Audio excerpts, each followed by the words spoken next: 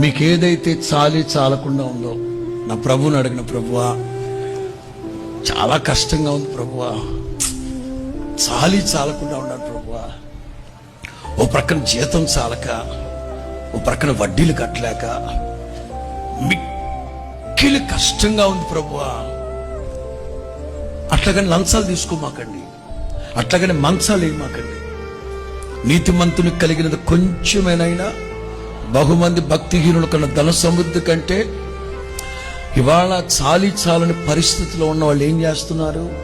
ఎక్కడో దారి అడ్డదారిలో దొడ్డిదారిలో వెళ్తున్నారు, లంచాలు తీసుకుంటున్నారు, చేయకూడని పనులు చేస్తున్నారు, న్యాయాన్ని లంచం తీసుకొని తిప్పేస్తున్నారు. చేయొద్దు పొరపాటున. దావీదులాగా కక్కుర్తి పనులు చేయమాకండి. మీకు ఏదన్నా తక్కువైంది అనుకుంటే వాళ్ళు నా ప్రభువుని అడగండి, నా ప్రభువుని అడగండి.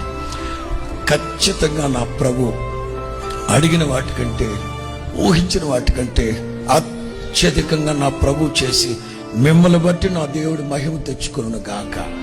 స్తోత్రం చెప్పు గట్టిగా, స్తోత్రం చెప్పు గట్టిగా.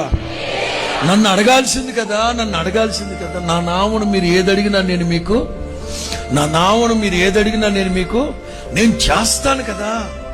ఎందుకు వాళ్ళ చేతులు వీళ్ళ చేతులు పట్టుకుంటూ? నేను చేస్తాను కదా.